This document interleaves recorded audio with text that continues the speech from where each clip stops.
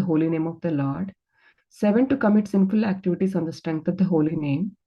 8. To consider the chanting of Hare Krishna as one of the auspicious ritualistic activities which are offered in the Vedas as fruitive activities, Karma Kanda. 9. To instruct a faithless person about the glories of the holy name. 10. To not have complete faith in the chanting of the holy name and to maintain material attachments even after understanding so many instructions on this matter. It is also an offense to be inattentive while chanting. Every devotee who claims to be Vaishnava must guard against these offenses in order to achieve the desired success of Krishna Prema. Once again, I thank everyone for joining the Bhakti Sangha conference call today. Let us move to our next session, which is glories of like Sri Krishna, how he loves us.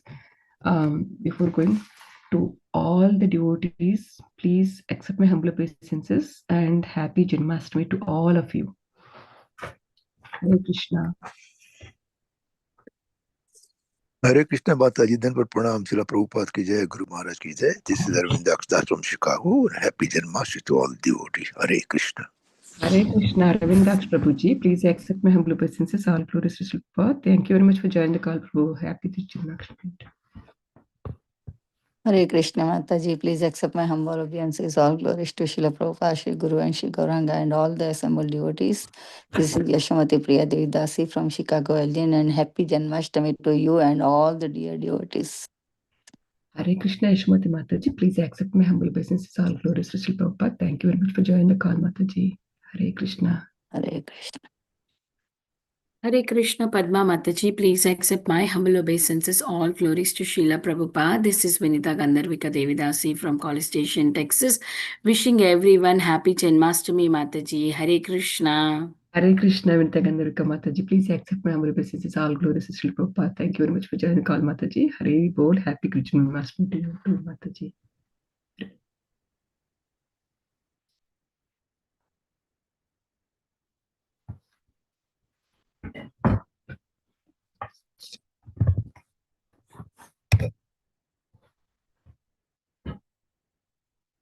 Hare Krishna. Anybody would like to? Hare Krishna Padma Mataji. Jai Srila Prabhupada, all glories to Srila Prabhupada and all glories to Sri Guru Maharaj. My humble obeisances to you and all the devotees. This is Krishna Kumari Devidasi from Raleigh. Happy Janmashtami to everyone. Hare Krishna. Hare Krishna, Krishna Kumari Mataji. Please accept my humble obeisances. All glories to Srila Prabhupada. Thank you very much for joining the call, Mataji. Hare Bol. Happy Janmashtami, Mataji. Hare Bol. Hare Krishna Padma Mataji, please accept my humble obeisances to all the assembled devotees. All glories to Srila Prabhupada. This is Sundarangi Radha Devi Dasi from India. Happy Janmashtami to all of you. Thank you, Mataji. Hare Krishna. Hare Krishna, Sundarangi Mataji. Thank you very much for joining the call, Mataji. Hare Bol. Please accept my humble obeisances. All glories to Srila Prabhupada. Happy Janmashtami to you, Mataji. Thank you for beautiful chanting, Mataji. Hare Krishna. Hare Krishna Mataji, Dandavat Pranam, accept my humble obeisances. All glories to Srila Prabhupada Ji and the assembled devotees and Guru Gauranga. This is Anjali from California. Happy Janmashtami to all of you. Hare Krishna. Hare Krishna, Anjali Mataji. Please accept my humble obeisances. All glories to Srila Prabhupada. Thank you so much for joining the call, Mataji. Happy Janmashtami. Hare Krishna. We have Prabhuji. Hare Krishna Padma Mataji, Dandavat Pranam, Srila Prabhupada ki jai, Guru Maharaj ki jai. Priti Dasi from Charlotte. Hare Krishna and happy Janmashtami to everybody. Hare Krishna. Hare Krishna, Priti Mataji. Please accept my humble obeisances. All glories to Srila Prabhupada. Thank you very much for joining the call, Mataji. Hare Krishna. Happy Janmashtami, Mataji. Hare Krishna. Hare Krishna.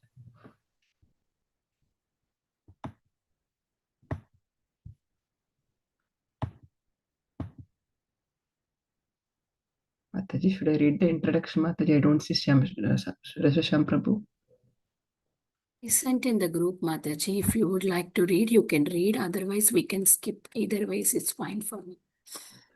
I sent in the group the link of introduction. Sure, Mataji. Thank you.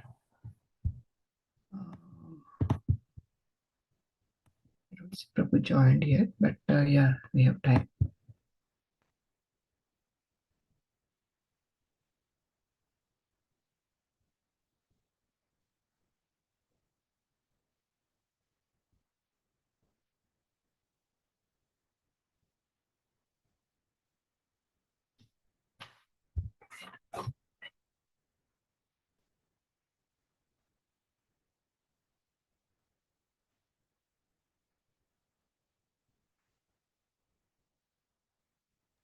Shall I start the recording, Mataji? Yes, Mataji, I can read the introduction. Okay. Allow.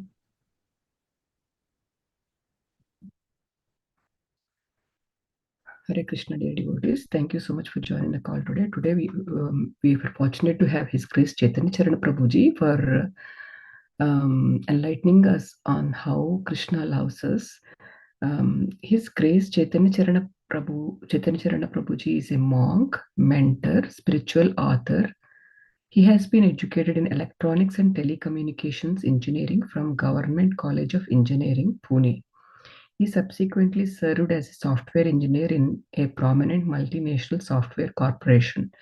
Seeing the prevalent problems of stress, depression, addiction, and overall misdirection, all due to lack of spirituality, he felt inspired to dedicate his life to the cause of sharing the spiritual wisdom of Bhagavad Gita. He travels all over the world from Australia to America, giving talks on spiritual subjects in universities such as Princeton and Cambridge, and companies such as Intel and Microsoft. Prabhuji is the author of the world's only Gita Daily feature, wherein he writes daily a 300-word inspirational reflection on a verse from Bhagavad Gita. As of now, he has written over 1700 Gita meditations that are posted on the www.gitadaily.com and are read through the daily feeds of thousands from all over the world.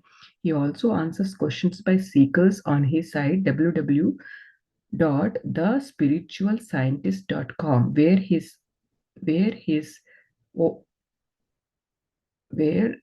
is over like 3,500 audio answers and several hundred articles are available. Hare Krishna. Mataji, for that introduction. We'll stop here because I don't see Chaitanya Charan Prabhu. Once Prabhu joins, I'll start the recording again. Okay, Mataji. If anybody would like to introduce themselves, please introduce. Otherwise, we can chant. Yeah. Hare Krishna, Krishna Krishna, Krishna Hare Hare. Ram Ram Hare Hare, Krishna Krishna Krishna Krishna Hare Hare, Hare Ram Hare Ram, Ram Ram Hare Hare, Krishna Krishna Krishna Krishna Hare Hare. Hare Ram Ram Ram Hare Hare, Krishna Krishna Krishna Krishna Hare Hare, Hare Ram Hare Ram, Ram Ram Hare Hare, Krishna Krishna Krishna Krishna. Ram Ram Ram Hare Hare, Krishna Krishna Krishna Krishna Hare Hare, Hare Ram Hare Hare, Krishna Krishna Krishna Krishna Hare Hare, Hare Ram Hare Ram, Ram Ram Hare Krishna Krishna Krishna Krishna Hare Hare, Krishna Hare Hare Hare Ram Hare Hare Hare, Krishna Krishna Krishna Krishna Hare Hare, Hare Ram Hare Ram, Ram Ram Hare Krishna Hare Hare Krishna Krishna Krishna Hare Hare Krishna Krishna Krishna Krishna Hare Rama Hare, Hare Rama Rama Rama Hare Krishna Krishna Krishna Krishna Hare Hare, Hare Ram Hare Ram, Ram Ram Hare Hare. Hare Krishna Krishna Krishna Hare Rama Krishna Krishna Krishna Krishna Hare Hare, Hare Ram Hare Ram, Ram Ram Hare Hare. Krishna Krishna Hare Hare Krishna Hare Krishna Krishna Hare Rama Rama Hare Hare Hare Krishna Krishna Krishna Hare Hare Hare Rama Rama Rama Hare Hare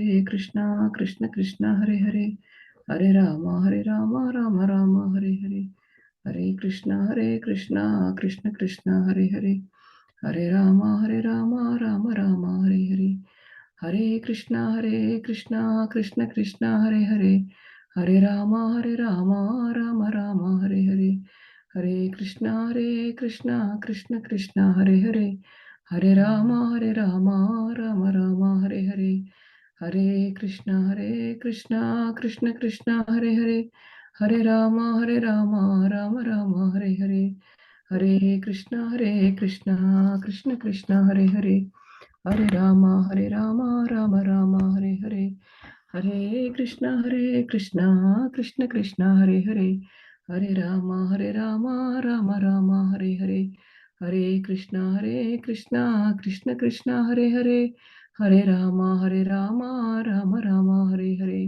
Hare Krishna, Krishna Krishna, Hare Hare, Hare Rama, Rama Rama, Hare Prabhuji joined Mataji. Krishna, Krishna Krishna, Hare Hare. Thank you, Mataji. Hare Krishna, Prabhu. He needs to join with one more device. Usually joins 2 devices, Mataji. I think he only joined now 1 device. Hare Krishna, am I audible? Yes, Prabhuji. Yes, Prabhu, you're audible, Prabhu. Wonderful. Sorry for the delay. Prabhu. Hare Krishna, So- Prabhu. Please accept my humble obeisances. All glories to Srila Prabhupada. Thank you very much for joining the call this morning, for giving your valuable time and association, for enlightening us in the appreciating Gurus, appreciating Krishna's love for us. Hare Krishna, Prabhu. Please take over the call whenever you're ready, Prabhu. Yes, ready. Just joining from another device. Okay, Prabhu. Are you able to hear me clearly? Yes, Yes. Prabhu, we are able to hear you clearly.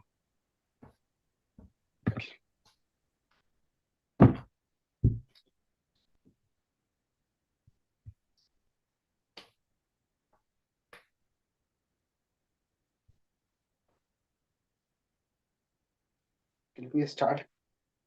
Not able to connect with the other device. I'll connect.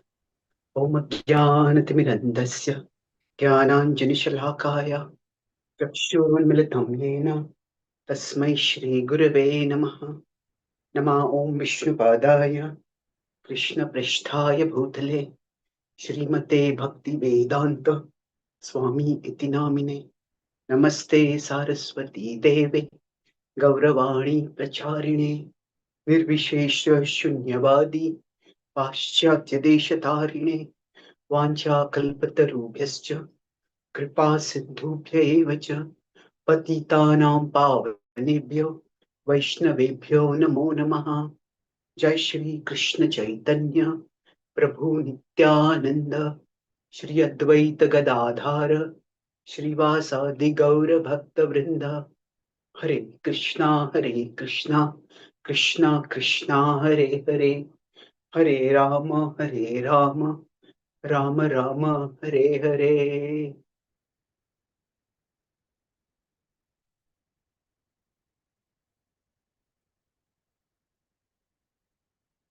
Hare Krishna. So I'm grateful to be here with all of you today. And today I'll discuss about broadly the topic of how we perceive Krishna's love for us on the occasion of Janmashtami. And here we'll be discussing the appearance pastime of Krishna, and we'll look at various aspects of that. So broadly, now, when we say love, now what does it mean? So the word love itself has many different meanings. So one meaning commonly is that it means attraction. That some people say, young people say, I've fallen in love with you. That means I am attracted to you. So now that is one meaning of love, and that applies to Krishna also. When love means we feel an attraction. But what is that attraction at fundamental level? It's an emotion. But when we talk about any loving relationship, it is much bigger than just the emotion of attraction. There is a lot more that goes into a relationship with any person. So consider any relationship, the parent-child relationship.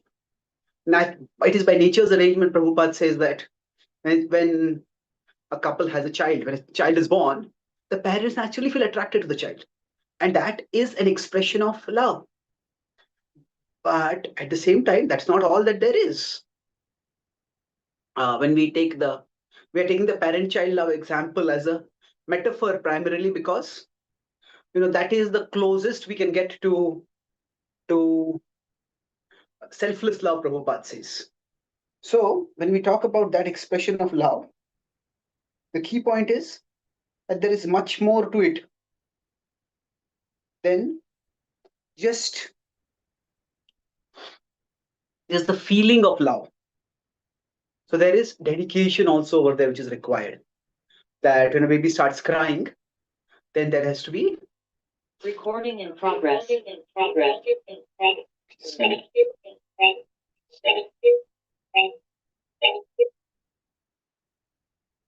Okay, can you let me share my screen on the other device?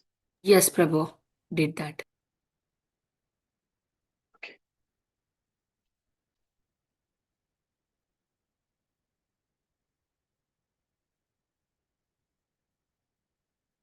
So I'll be talking broadly about 4 aspects of love that are seen, and we will look at this from both perspectives, seeing Krishna's love for us and expressing our love for Krishna. Mhm. So is my screen visible now? Yeah. Yes, Prabhu. Thank you. So Krishna's appearance, if we look at what happens, I said that we are trying to understand the aspect of love. This is Krishna and this is we as souls. Now, my drawing is not good enough to draw a flute wielding person. I'm just doing a bit of an impersonal representation over here. So it's if you have our love for Krishna and Krishna's love for us. So it's both ways. It's a loving relationship. So love is often thought of as attraction. Oh, this person has so much love for Krishna. That could mean what? Oh, this person feels the face. Sometimes if a person cares for someone else, that person's face lights up when they're talking about that person. It just becomes so enlivened and so thrilled and oh wow, this person is something special going on. So love is seen in deeds. Like we say, a friend in need is a friend indeed. So it's a deed. A deed is action. So love is dedication. Love is, of course, emotion. We feel not just attraction, but we feel a variety of emotions in relationship with the other person. That is, when a parent loves a child, they feel very happy when they see the child. But also, if the child uh, is has left school but is not yet come home, it's late, and we don't know where the child is. Some anxiety is there.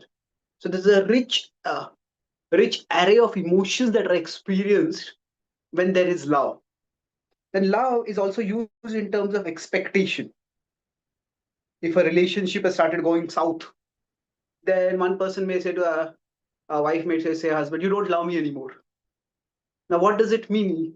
You don't love me, that is generally, it's an assessment. What is it? There are certain things I expect from you to do that if you're loving me, and you're not doing those anymore. Now, love is also a decision. It's something which you have to consciously cultivate. So this is deed, D-W-E-D, deed. So let's look at the appearance pastime of Krishna and understand the dynamics of love. I will address some somewhat dramatic and strange things in the pastime of Krishna. So Krishna Janma Leela we are going to discuss today. And within that, what happens and what is being done by what happens. So at one level, the first incident is the Akashvani.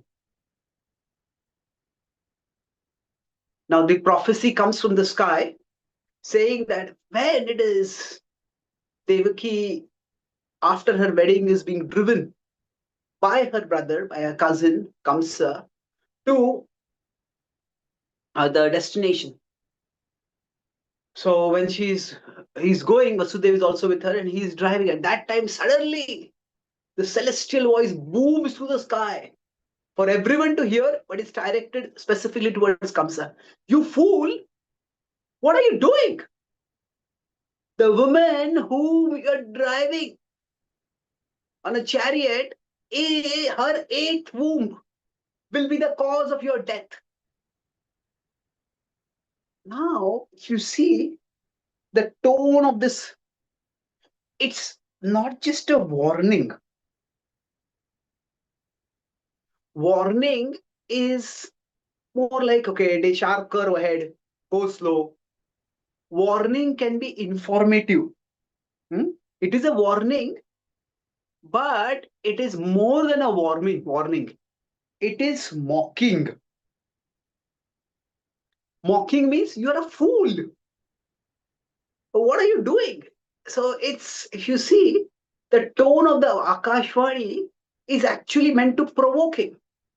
Now, from one perspective, what Kamsa is doing is a good thing.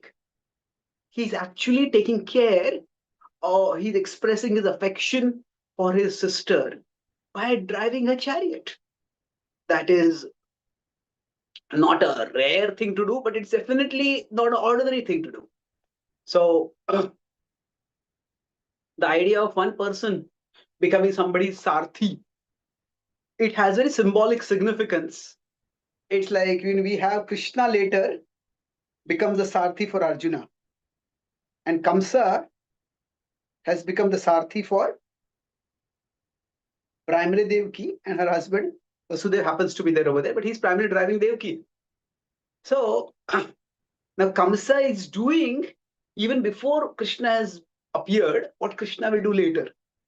Now what Krishna and Arjuna are doing, they have a great bond of affection that is done voluntarily. Initially Krishna does it voluntarily and spontaneously when they are in Khandav and they have to fight against the Rakshasas and Devatas combined over there. And then in the Kurukshetra war, Krishna does it on the request of Arjuna. Can you be my charioteer?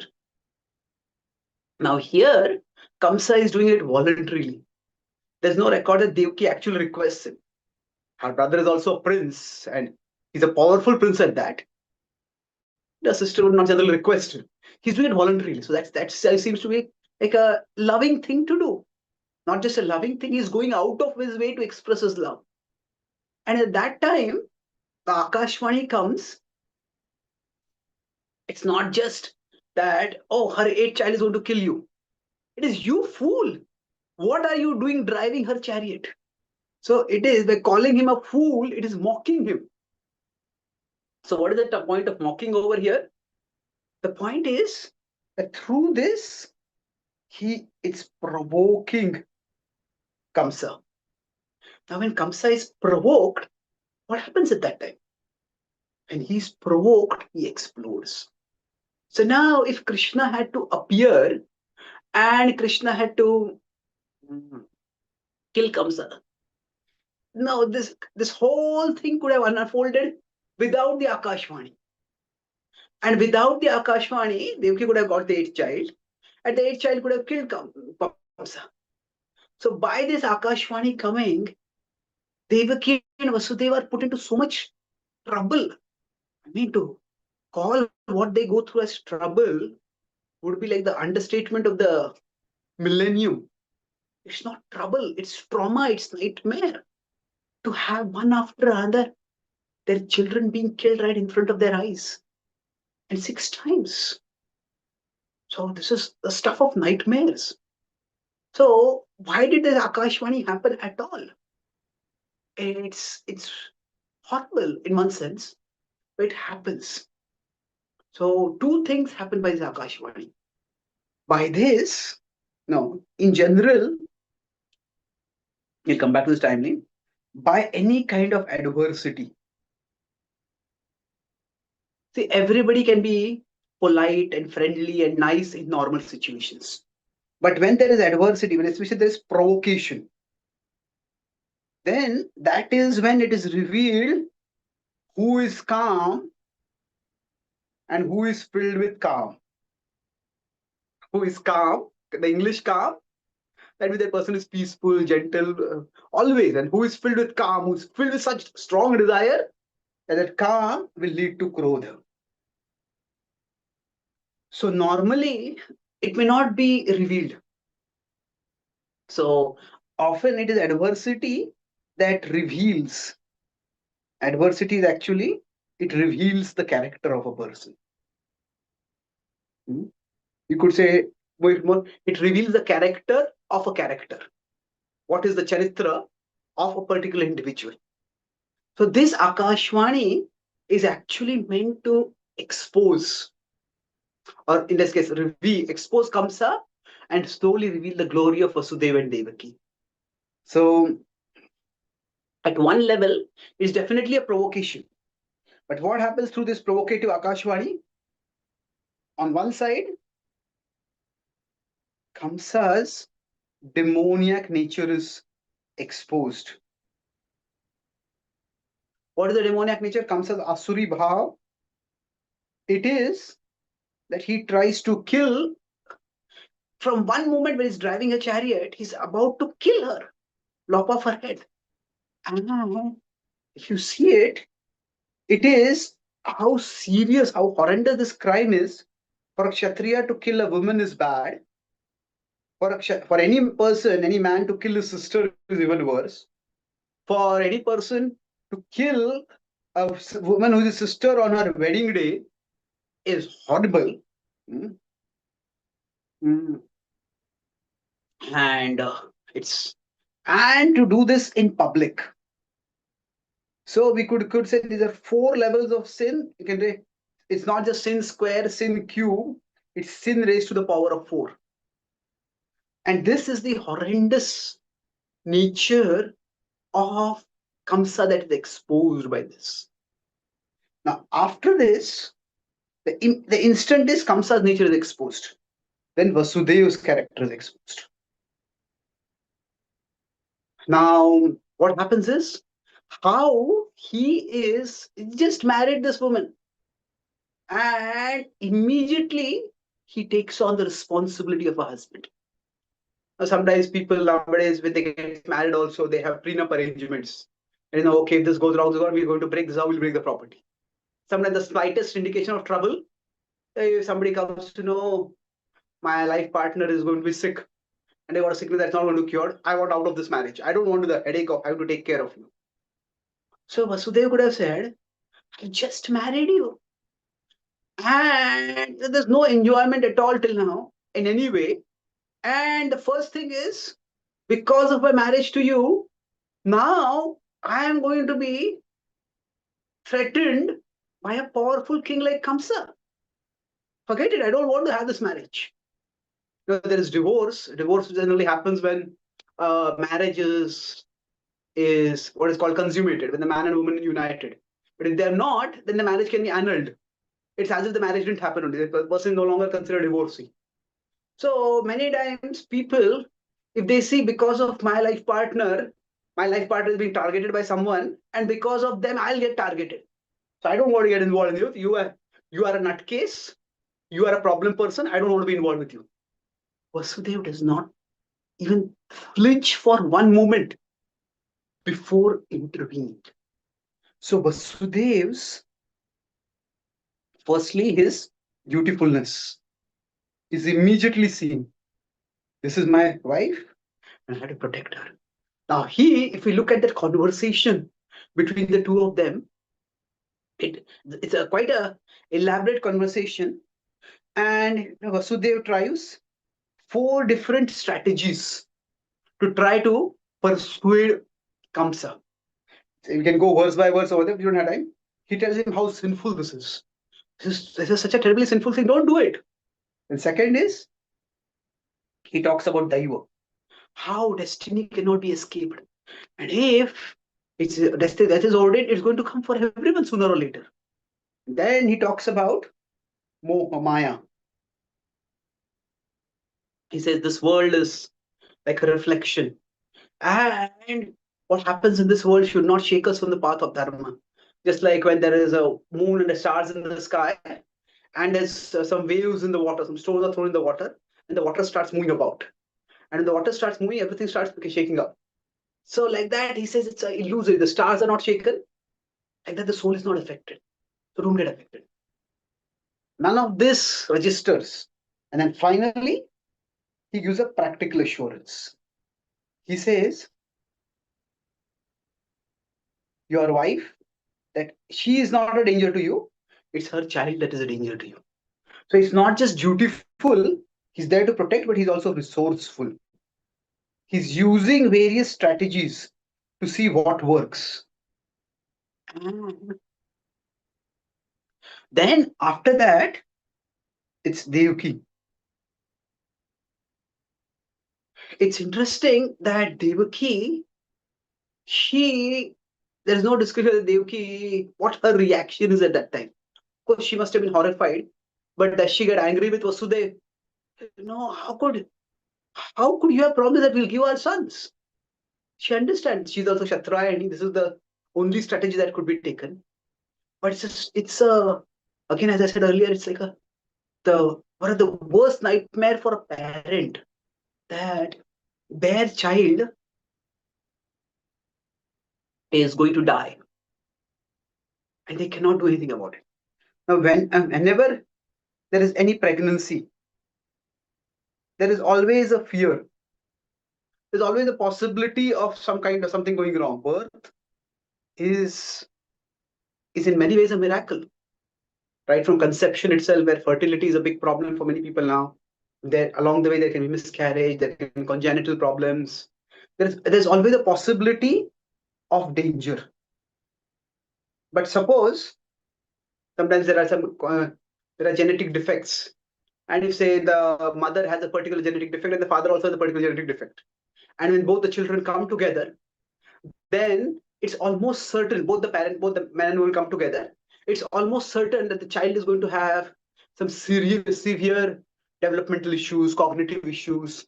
Maybe the child will have cerebral palsy, the child will have somewhere high on the autism spectrum. Now, sometimes parents, if they know, the doctors warn them about this, the parents may decide, okay, maybe we don't want to have a child. Maybe we'll decide we can't have a child. Maybe we'll adopt a child. We can't do this. So possibility is something which is understandable.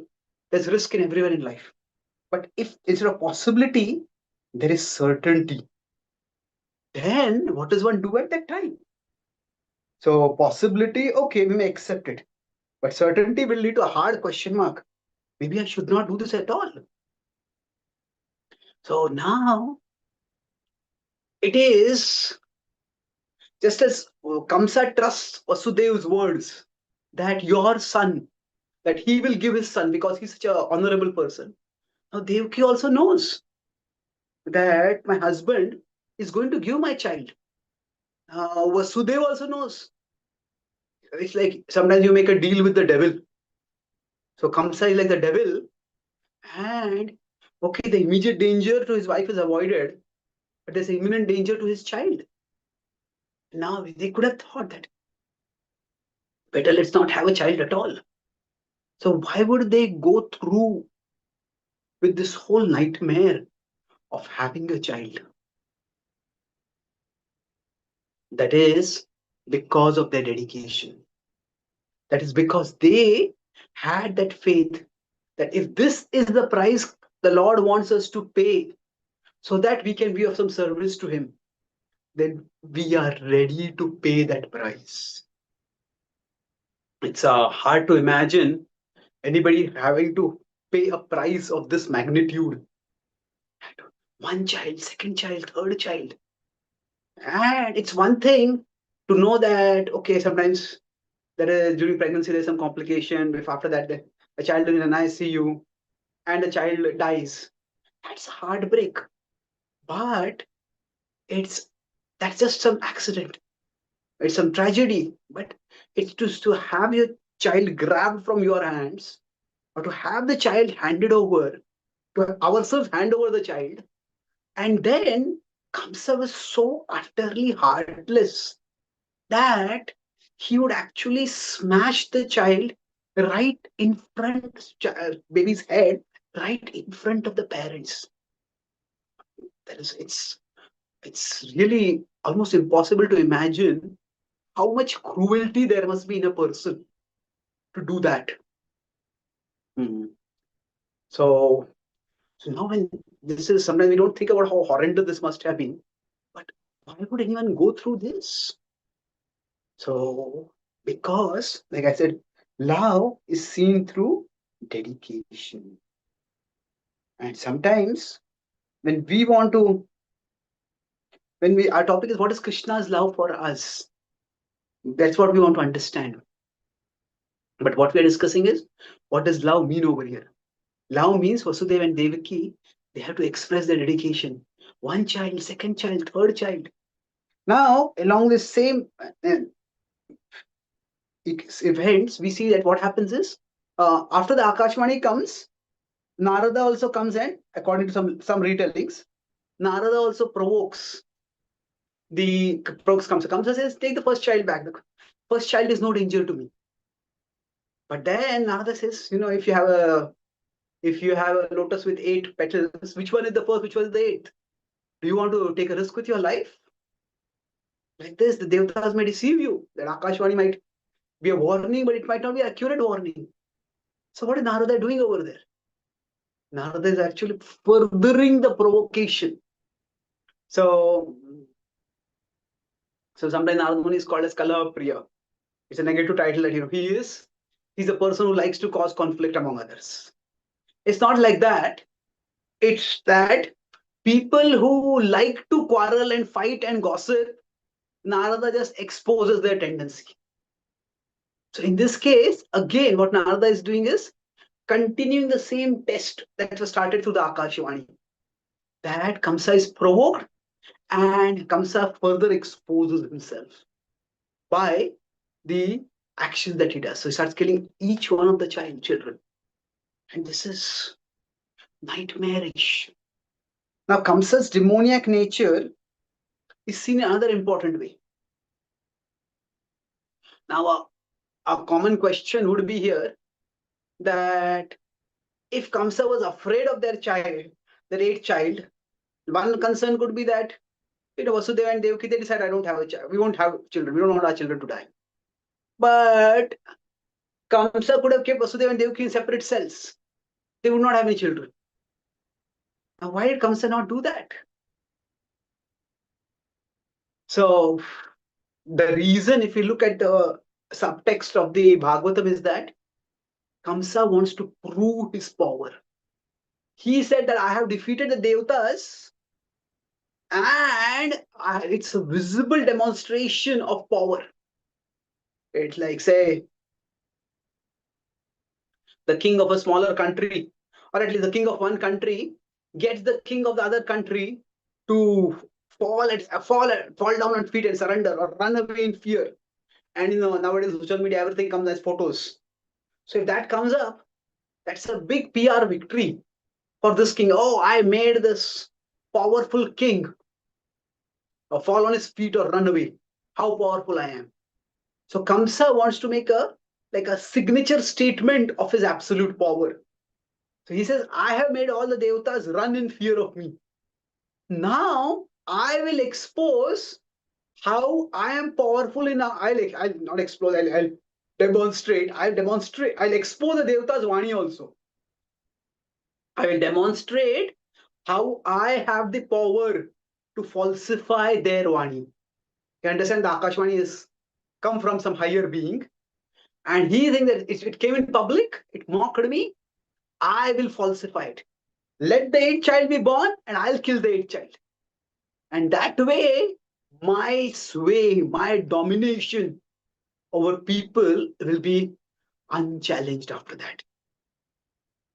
So in that particular culture, that particular age, it was almost universally understood by everyone that we humans are not the strongest beings in the universe. And there are higher beings, there are Devata, there are Asuras. Whether one particular Devata is supreme, that not everybody may have agreed at that time. But certainly we are not the supreme beings. That is understood. But the idea was Hiranyakashipu knew Vishnu is very powerful, but he thought that I will do so much tapasya, I'll keep gaining power, and one day I'll become strong enough to kill Vishnu. So the idea is that he thought that the demons think, yes, there may be a supremely powerful being right now, but they don't think that the supreme position is a permanent position. They think it's a changeable position. It's like in tennis, one player is number 1 now. Okay, but if somebody else wins more matches, gets more ATP points, then that person will become number one, and that number one will be displaced. So like that, the demons, what they think is that I will get to the top by overthrowing, by destroying, by defeating whoever is at the top. So that's why Kamsa also lets the child be born. And then he decides that I'll kill that child after he's born. Let one by one the child be born. And I'll kill all of them. So now here Kamsa's demoniac nature is being exposed more and more. And Vasudeva and Devaki's dedicated devotion is also being revealed. It is. The mind shudders to think that sometimes the price that has to be paid for expressing our love for God. So now that raises the question: if Krishna loves Vasudeva and Devaki, why would Krishna put them through such a situation? These are his parents. And if Krishna is blessing them with the great blessing of having him born of being born through their womb, born through them into this world, why is he subjecting them to such a nightmare? See, this is because for great devotees like Vasudeva and Devaki, who are eternal associates, it's for their glorification. And I say it's for us, it's for our instruction, for our purification. So here it's important to understand that when we say Krishna's love for us, what does it mean practically? Now we are going through our life journey, and we face some challenges in life, some obstacles, and we think, oh, maybe I cannot overcome the obstacles. Maybe Krishna will help me to overcome those obstacles. Krishna is somewhere up here, and we will pray to Krishna. Krishna, you please remove these obstacles. So that's one way of, okay, our obstacles are removed and Krishna loves us. And Krishna does that also. Artho, distress are one of the category of people who come to him. And that is one way that Krishna shows his love for us. But that is 7.16. Krishna goes forward in the Gita and says, what is the characters of 7.9? Bahunam janmanamante jnanavan mam prapadyate vasudevah sarvamiti samahatma sudurlabha. So Krishna's love for us is not just in making us problem free. Yeah, that is natural. If someone we love is in having some problem, we want to help them deal with that problem. That's natural. But Krishna's love for us is primarily in making us anartha free, impurity free. So this world is like a hospital, and we are all suffering from the bhava roga. The 10th canto of the Bhagavatam, right, begins with the verse Niruta Tarshai Rupagiyamanat Bhava Aushadat Shrotramanu Biramat. Bhava Aushadat. That this material existence, for this, Krishna Katha is the medicine. Now, what does it mean Krishna Katha is the medicine? Essentially, it means that through hearing Krishna Katha, our heart gets attracted to Krishna. Our heart gets attracted means our desires get attracted towards Krishna. So a doctor may express that I care for a patient. The patient is uncomfortable. Okay, this is too hot. We'll decrease the temperature. It's too much noisy. We'll ask the nearby patients to not make so much noise. Oh, you're having some pain. I'll give you some pain medication. All that is good. But the real way the doctor shows care for the patient is by curing the patient.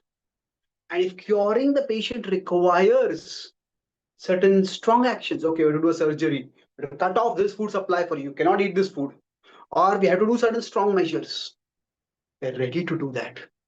The doctor is ready to do that, the patient is ready to accept that. And that is how actually the cure happens. So similarly, now Krishna's love for us is shown by ultimately he can help us deal with our problems in life, but sometimes Krishna actually his focus is not on removing our external problem that might be there. This is, you can say that our problems are our anarthas are our internal problems. And what does anartha mean? At one level, anartha is to think that anything other than Krishna is Paramartha. Anything other than Krishna is the supreme value for us. So that is the essence of anartha. When there is lust, we may think that sexual pleasure is the most important thing. Forget about morality, forget about dharma, forget about society, forget about reputation, forget about law. This is the pleasure I want. When greed is there, same thing. Forget about everything else. I just want money. When ego is there, I want to be respected no matter what happens. I don't care who is where. I don't care what I do, but I need respect. So like that, different anathas are basically different ways different things with which we replace Krishna as the Paramartha. So now Krishna's love for us is shown sometimes by providing us artha. Our job is unstable, our health is poor, our relationships are in bad state, our reputation has gone to the dogs. At that time, Krishna may do something by which all these things may be restored. And that's Krishna taking care of artha for us. But ultimately, what will cure us is not all our arthas, all the things that we presently value, working out right for us. What will take care of us is ultimately Krishna becoming our Paramartha. So Krishna will sometimes force us into situations where we are forced to ask ourselves, what do I really want in life? If I want comfort and my Krishna Bhakti practice was making me uncomfortable, do I really want to practice Krishna Bhakti? Do I want respect? Yes, everybody wants respect in life. But do I want respect more than Krishna? If because of my Krishna Bhakti, I am being disrespected by others, then should I still be continuing practicing Bhakti? So Krishna, when I say Krishna forces us, that doesn't mean he takes away our free will. But Krishna sometimes lets us situations come in our life where we are forced to ask ourselves, what really matters in our life? What really matters? What is most important for us? And when we ask that question, that is when we take an inventory of our heart. And it is, in one sense, a doctor cannot cure a patient without the consent of the patient. So generally, if surgery is to be done, the patient has to sign a consent form. The patient is unconscious or otherwise rendered incapable of sound decision making, and somebody who has the power of attorney on behalf of the patient has to sign the consent form. Like that, for each one of us, Krishna's love for us is that he sometimes puts the hard question before us. What really matters for you? Do you want me more than anything else in the world? And that is dedication. So that is to put Krishna first. So Devaki and Vasudev are subject to such an extraordinarily painful situation where what could be considered to be a normal human basic expectation of seeing one's children grow up safely and nicely is ripped away mercilessly from them. And yet their dedication is demonstrated. So Krishna's love for Vasudeva and Devaki is seen, or we can say by extension, Krishna's love for us is seen by putting us in situations where we have to decide what we value the most. Now, we may say, what happens if we value something else other than Krishna? That's okay. Then there is always a path back to Krishna eventually. We value that thing presently and we pursue that thing, we get that thing, and then we realize, hey, this is not all that valuable. Why did I chase after this? And that can go on. It may take Bahunam Janmanam Ante for that. Krishna doesn't reject us. We may drive ourselves away from Krishna, but we can never drive Krishna away from us. We can drive ourselves away from Krishna. That means if we value something other than Krishna, in our consciousness goes away from Krishna toward that thing. So when we say adversity is coming in our life, adversity means basically if we are here, it's a crossroad. There is, or rather it's a fork in the road. On this path, there is Artha, and on the other path, there is Paramartha. So what will we value more? Now, Paramartha is obviously the supreme, but in those moments, it may not appear to be the supreme. So when we come to a fork in the road, which turn will we take? And adversity is like this fork in the road. What are we going to do?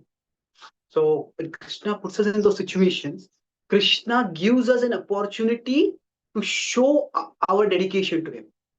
Now, it is not that all the time we have to give up Artha to gain Paramartha. It's not like that. There are many times when we can take care of Artha and we also take care of Paramartha. And we can consider taking care of Artha as a means of serving Paramartha. We take care of our health so that we can serve Krishna better. We take care of our wealth so that we have financial stability and freedom so that we can serve Krishna better. We take care of our children and our family as a service to Krishna. So these are not, so Artha is not a bad thing. But my point is that sometimes Krishna puts us in a situation where we have to choose what do you value more. And what we choose at such times is critical. Now, having said this, so I spent a lot of time on talking about this first aspect of D only, deed.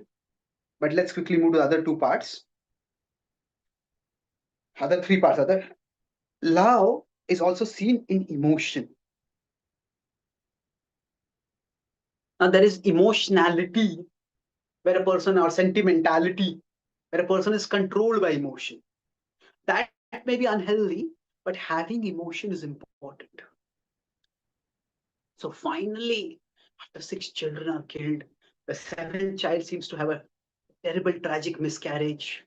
Fortunately, that child goes to Rohini's womb and is born as Balram. But at least Devaki doesn't know it at that time.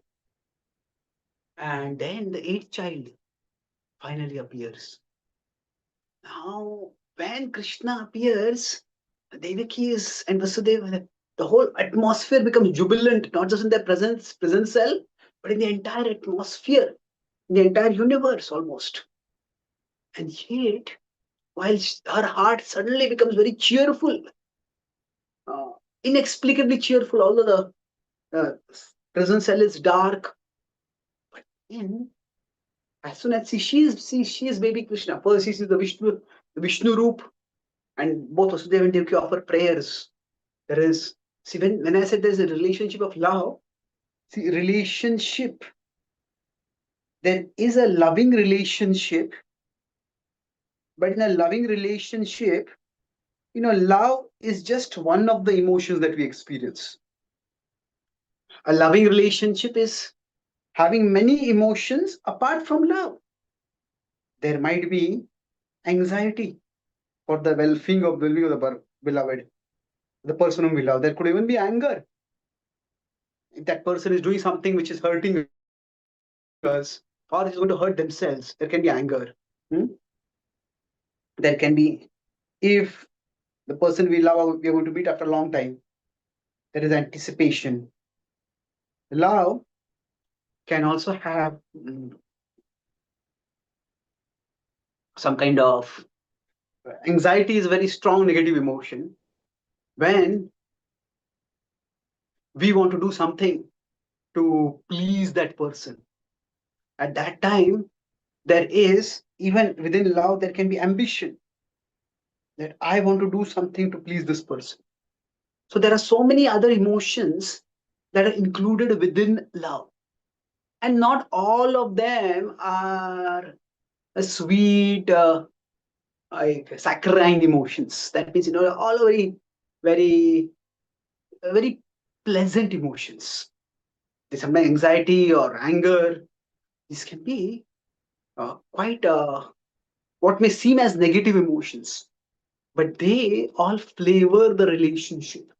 Like in the rasas, there are the five primary rasas, the seven negative rasas. Within that, there are quite a few which may not be considered always pleasant. There is there is fear, there is bhayanaka, there's horror. There are like other kind of emotions also there over there. So my point is, there Devaki and especially Devaki over here, both of them, for their awe and veneration, and they offer great respect to Krishna. But then Krishna changes into a baby form, and then Devaki has great fear.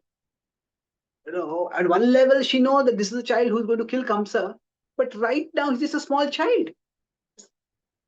Where will I hide this child? How will this child be saved? So there's a lot of emotion involved over there. There's anxiety for the safety of the baby. And in that sense, often emotions of various kinds can be signs that we care. So in the book Prabhupada's Final Pastime, written by Tamal Krishna Maharaj, the description of how Prabhupada, by his various actions, churned the devotees' hearts, by which they could actually experience more and more emotion. When Prabhupada first said that, I won't be taking any food or water, I'm just going to end my life now. And then devotees begged him, Prabhupada, please take some food. And Prabhupada agreed. Then Prabhupada said, I want to go on Govardhan Parikrama on a bullock cart. And some devotees said, this is a spiritual master desire, we should accept it. Some devotees said, no, his body won't be able to take it. That's what the doctor is saying. There's a strong difference of opinion and debate and almost conflict among devotees. But through it all, they were coming closer and closer to Prabhupada. Like their hearts were being churned to see how best they can express their love for Prabhupada. So like that, the churning of heart to manifest various emotions in relationship with Krishna. That's also wonderful. That is also extraordinary. That's emotion. Then I said, devotion also involves some expectation. Now, we may say our bhakti is ahetuki. Yes, ahetuki means that it's not so much that there is no expectation. In any relationship, there'll be expectation. But there is no attachment to the expectation. It is not that the relationship is conditional to the expectation. Did the gopis expect that Krishna reciprocate with them? Did the gopis expect that Krishna come back? Yes. Every day they were expecting, today Krishna will come back. Tomorrow Krishna will come back. Today he didn't come. Day after day, week after week, month after month, year after year, the gopis were praying, Krishna, when are you going to come back? So, the expectation is natural there. But the gopis, when we say ahaituki bhakti, does not mean there's no expectation. It means that the gopis did not make their love for Krishna conditional to Krishna fulfilling their expectation. That okay, although Krishna did not come for days, weeks, months, years, the gopis did not stop loving Krishna. So this expectation is a bit more like hope. So now when Krishna told Vasudeva and Devaki, that especially Vasudeva, take me to Vrindavan and put me in the place of Nanda Maharaj. Vasudeva did that immediately. At this point, Vasudeva had no idea whether he would ever see Krishna again, when he would see Krishna. In the Mahabharata, there is a description of how Kunti, after she has given birth to her child before marriage, Karana, she has to put Karana. She just cannot, in that particular society, in that particular culture, for an unwed woman to be a mother would have been complete social ruin for her. She could not keep that child at that point, although it is no fault of hers. But still, she had to let go of her child. Now, in fact, for her, it would have been much more painful than what is for Vasudeva. She didn't even know. She just put the baby in a small wooden basket to float across the river. She prayed to the wind god and the sun god, please let this child go to safety. Please let this child be adopted by a good family. Nowadays, if sometimes some people have to give a child for adoption, there are whole processes by which they can select which is the family the child should go to. There's nothing like that over here. So Kunti must have been in great agony. Now Vasudeva, he knew that if I send the child, take the child to Nanda Maharaj, Nanda Maharaj will take care of the child. But still the point is, he did, just as Kunti did not know whether she will ever see Karna again or not. At that time, even Vasudeva didn't know whether he would ever see Krishna. At one level, he had that faith that this is God and he will fulfill the Akashvani. But when will it be? Because Krishna did not tell, I'll come back after 1 year, I'll come back after 10 years. He had no idea when it is going to be. So it is one of the characteristics of bhakti or of consciousness of a devotee that is described in the Bhakti Rasamrut Sindhu is Asha Baddha. A devotee always maintains hope that things will work out. When will it work out? How will it work out? We don't know that. But things will work out. So, and that brings us to the last part. The last D is decision. By decision, what I mean? See, bhakti is not just about dramatic displays of devotion. Oh, today Janmashtami, I'll fast Nirjal for the sake of Krishna. Oh, today is Janmashtami, I will give some dramatic donation to Krishna, like large donation. That's wonderful if we do all those things. But it's a daily decision, daily, even a moment-to-moment decision. Our love for Krishna is shown in every day. What is Anukul, we accept that. What is Pratikul, we avoid that. Oh, that is actually a sign of our love for Krishna. So when temptations come upon us in the daily life, it's a small temptation, but no, I'm not going in that direction. We move towards, we do what is Anukul to Krishna. Now, these are all small decisions, but they express our love for Krishna. So it's a moment-to-moment decision that we make. If a couple is married and then maybe they are on a work, one of the members married couple is on a work trip somewhere, and there's some colleague starts flirting with them. They would say, okay, my family members are not going to know. Even if I flirt a little bit, I have a little fun. What is the big problem? Well, that is the way we show our dedication to we show our love for our family members. Okay, I'm married right now and I'm not interested in these things. So the idea is that love is not just shown through dramatic expressions. It's small daily decisions. That when somebody is talking with us and we don't pay attention, we look at our phone, we look elsewhere. No, that's small act of paying attention. That is an expression of love. So when we are praying to Krishna, when we go and take darshan, we can be looking at, who has come to the temple, who has not come to the temple. We can look at everything else except Krishna. Or we may be looking at Krishna, but our mind is thinking about everything else. That small effort to focus our mind on Krishna, to give our thought and our attention to Krishna, that is an expression of devotion. It's a moment-to-moment decision. I was observing an interaction between two devotees. One devotee approached another and says, hey, can I have a few minutes?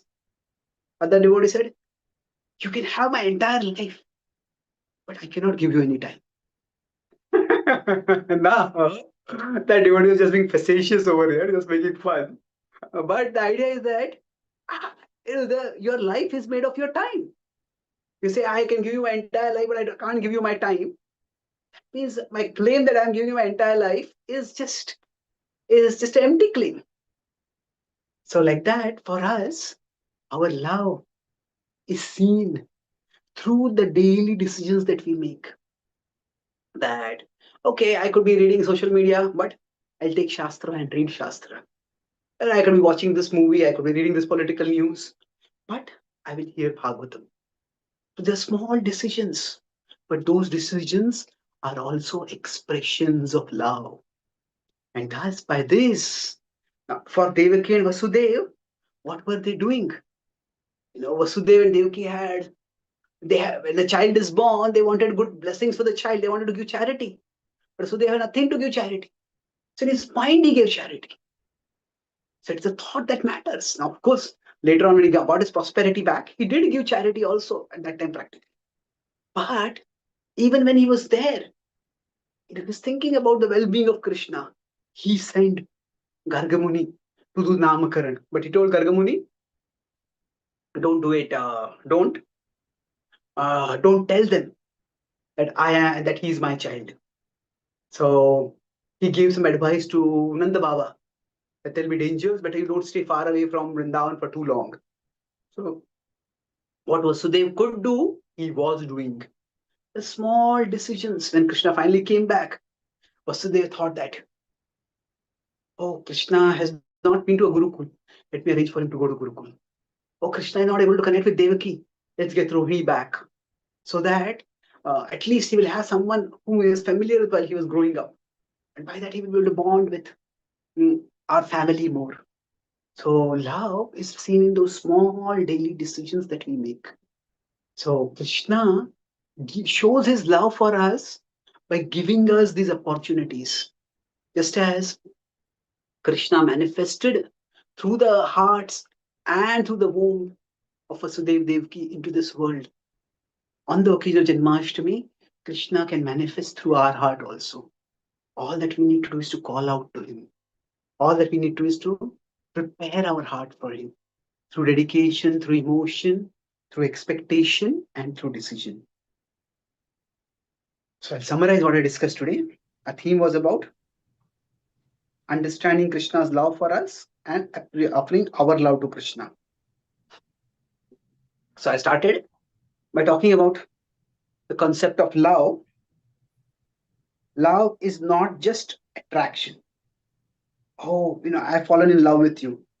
If attraction it's a part of love, but people say I've fallen in love, and after some time they say I've fallen out of love. Attraction has gone off. So love is much more. It is dedication. That is, I am committed to you. It is emotion. We experience a range of emotions in relationship with other person.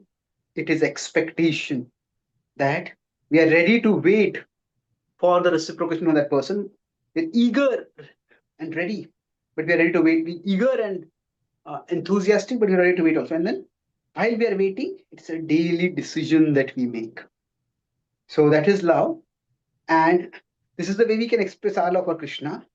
And Krishna's love for us, it is through,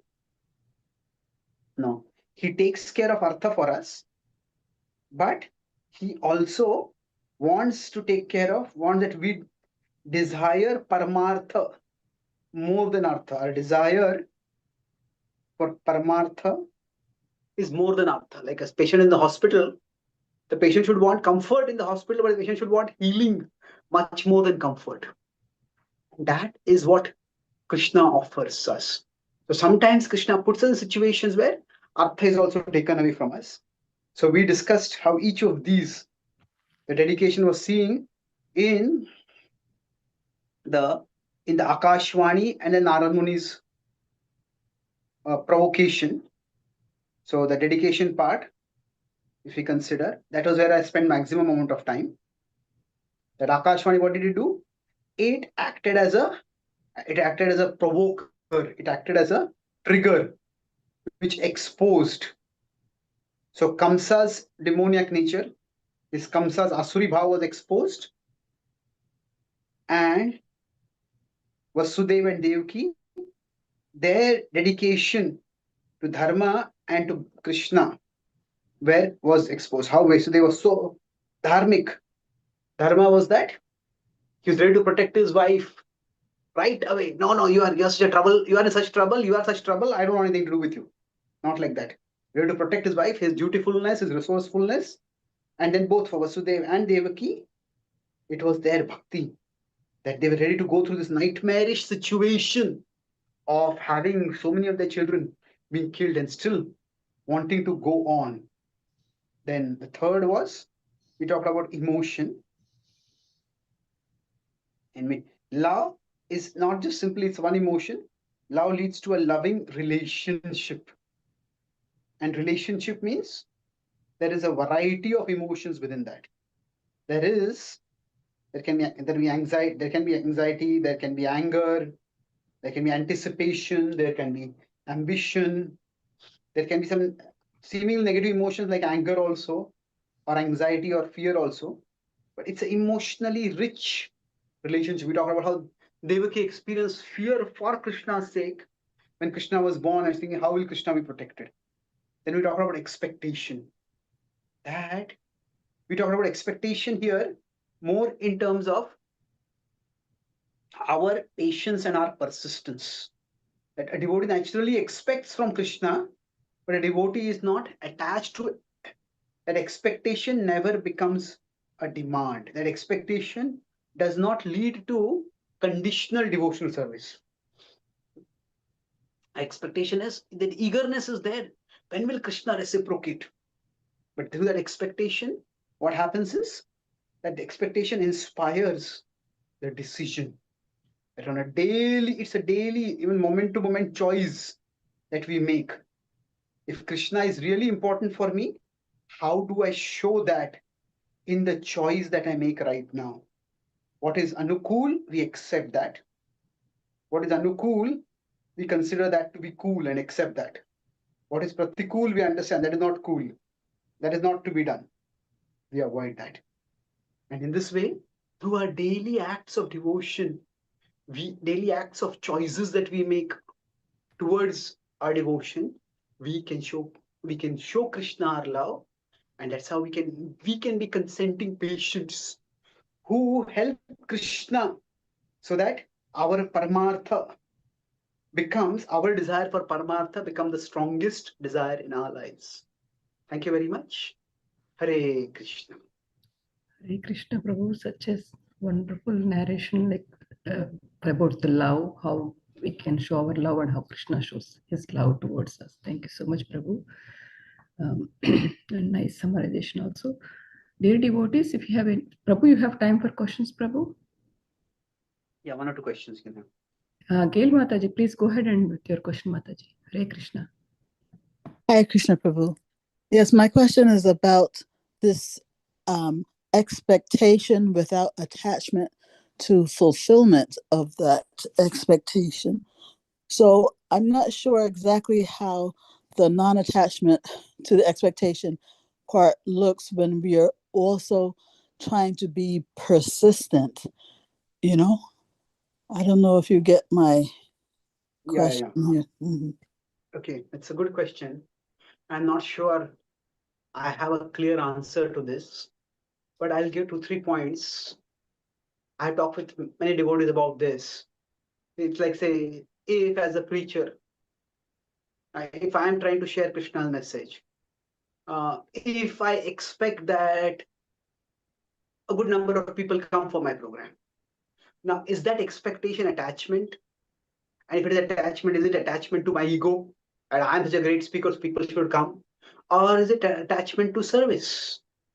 That, okay, if my service is to speak about Krishna, then I have to see whether my service is being valued or not.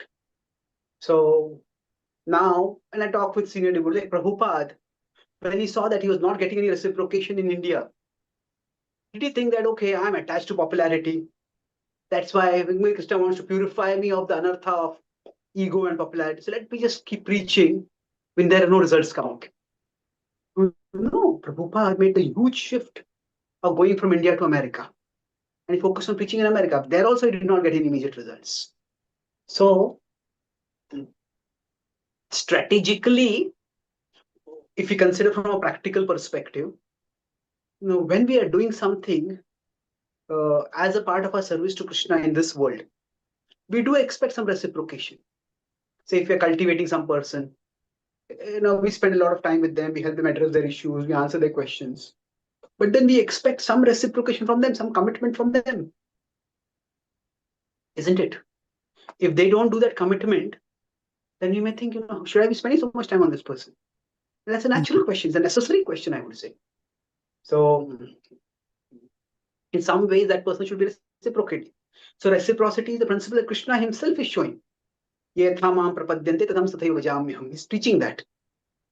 So in that sense, we have to consider, at least from this world's perspective, what kind of reciprocation we are getting. Suppose we serve some person, whatever they tell, we do that, and we are ready to make major changes for that person's sake. And then after that, when we want to meet that person doesn't even give 5 minutes to us. We may say, okay, should I be serving this person so much? Maybe I should serve someone else who will actually reciprocate with me. Isn't it? Now, I'm just pointing that from a practical perspective, reciprocation is natural and necessary in the relationship.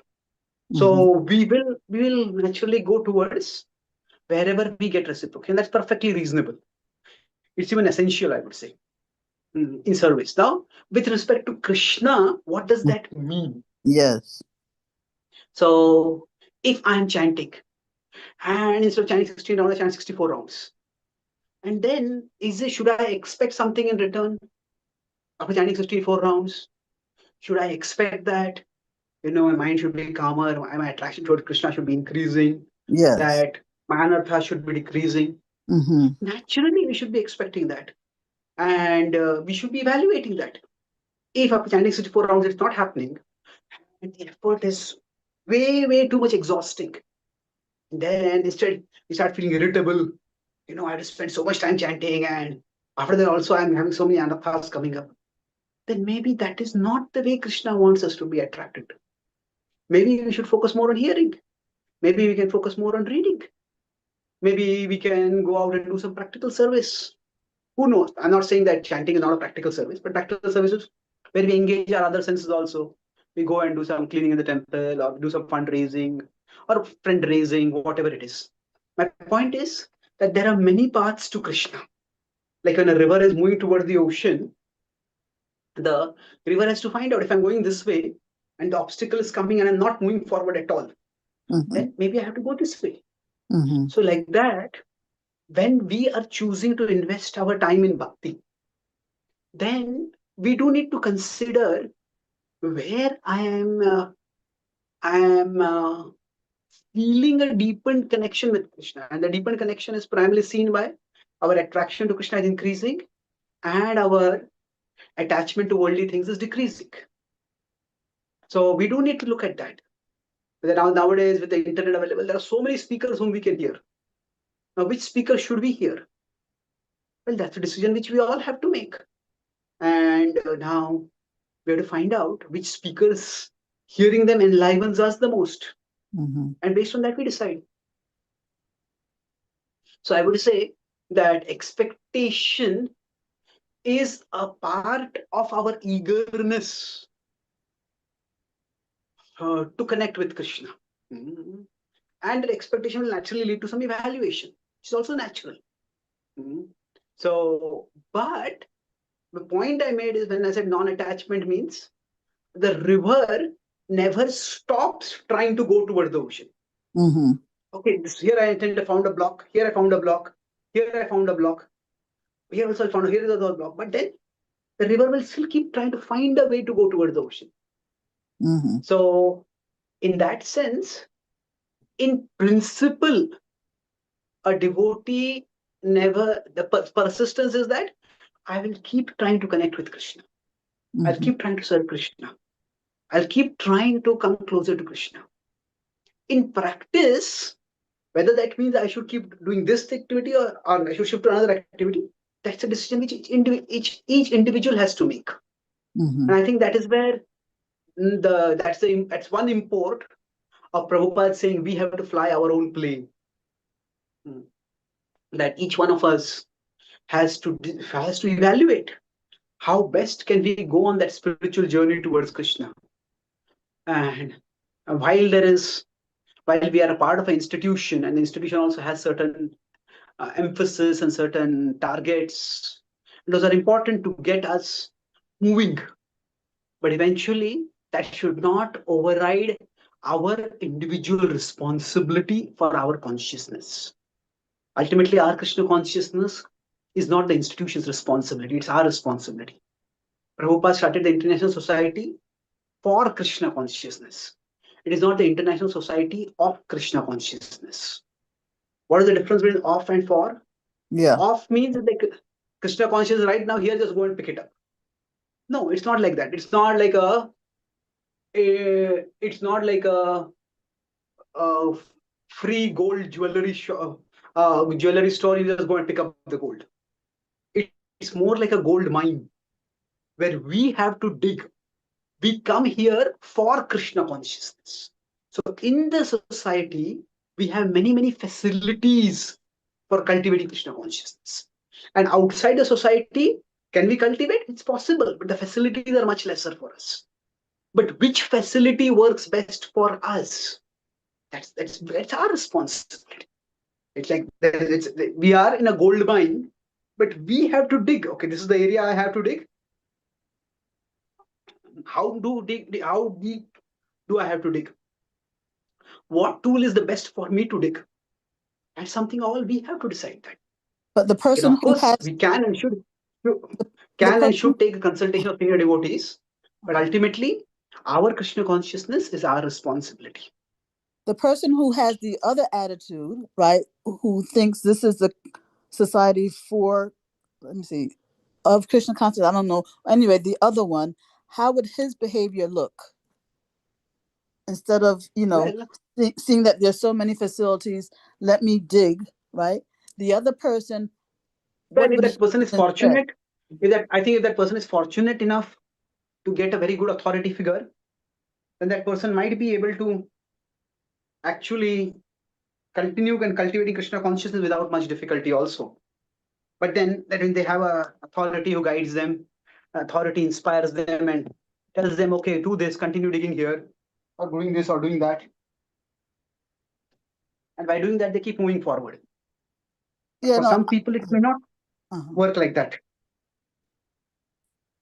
So I would say the major difference is that if we have a responsible person to guide us, then we are fortunate.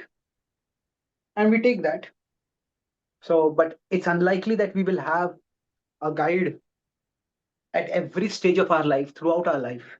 A guide who understands us, a guide who is available to us, and a guide who is whom we can follow that way. We can certainly seek such a guide, but I think the purpose of a spiritual master is to not make us chronically dependent on the spiritual master. We are spiritually dependent, but we have to be practically responsible. No, Prabhupada didn't think that, oh, my spiritual master has departed. My spiritual master gave me instruction, but didn't give any facility. He did not give me any roadmap. So what can I do? I can't do anything now. Let it be. Prabhupada took responsibility, and responsibility means that he made strategic decisions. His spiritual master had Western world at that time and UK. By Prabhupada's time, 1965, the Western world meant more America than UK. Prabhupada came to America, not to UK. So Prabhupada took certain decisions. So I think we have Prabhupada's example also. That it was not that he became powerless when he did not have access to his spiritual master, practically speaking. He was always internally connected with spiritual master, but he was taking his own decisions. Okay. Thank you very, very much, Prabhu. Thank you. Thank you so much. And last question is Bala. Prabhu, please go ahead, Prabhu. Thank you, Prabhuji. It was an excellent class. So just continuing on the discussion, prior question. So the one side, we want to dovetail our thought process towards Krishna's, right? At the same time, you make decisions and you have to take risk for in line with serving Guru Parampara and Krishna. So how would that roadmap look like for a person making those changes? That is the excitement of discovery in Krishna consciousness. You know, Prabhupada, on one side, when he came to America, he said that there are temples, there are people filling the temples. Only time is separating us. You could say that is like a vision Prabhupada had.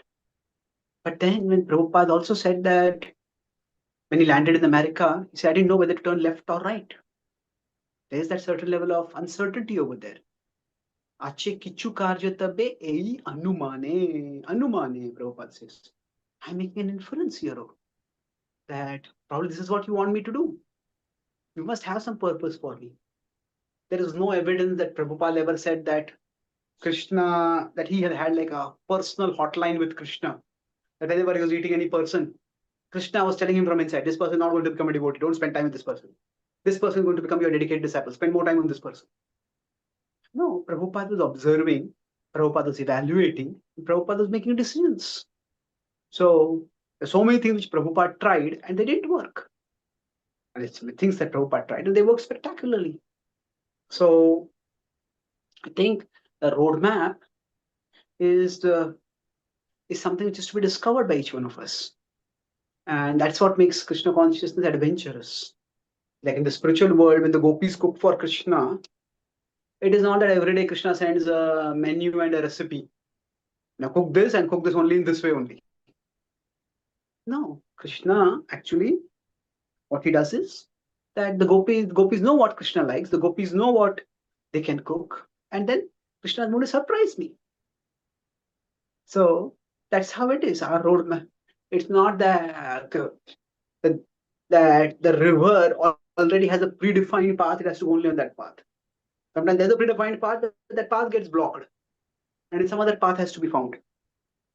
So like that, for us, Mahajano enagataha sapantha. We follow the path of the Mahajanas. But if you look at the Mahajanas, each Mahajana is so different, and the situations are so different, and the challenges that they face are so different. We look at Bali Maharaj's situation, and following him would mean that we should be ready to reject our spiritual master. Is that what we are meant to do? Of course not. But the point is, it's that radical. There's that much variety of difference. Because we have Bhishma, who is shooting arrows at Krishna. He's choosing to fight on the side opposite to Krishna. Is that what we are meant to do? No, that's not what exactly we are meant to do. So when you say follow the path of the Mahajanas, it is from observing the Mahajanas, learning from the Mahajanas, we internalize principles. And those principles we have to apply in our own lives. So that's what makes Krishna consciousness an adventure. So thank you very much. Shri Krishna Janmashtami ki jai. Shri Krishna Bhagavan ki jai. Srila Prabhupada ki jai. Jai. Gaura Bhaktavrinda ki jai. Thank you so Gaura much for beautiful class and very good question answer sessions. Thank you so much, Prabhu.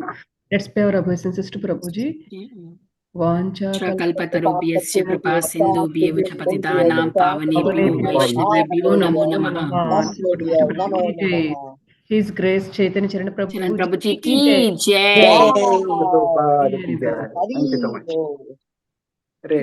Hari bol. Happy Janmashtami to everyone. Hare Hare Krishna. Krishna, Prabhuji, Dandavat Pranam. Happy Thank you, Janmashtami to Prabhuji. everyone. Thank you so much. Radhe Hare Krishna. Thank you so much. Radhe Radhe. Hari bol. Thank you everyone for joining. We'll close.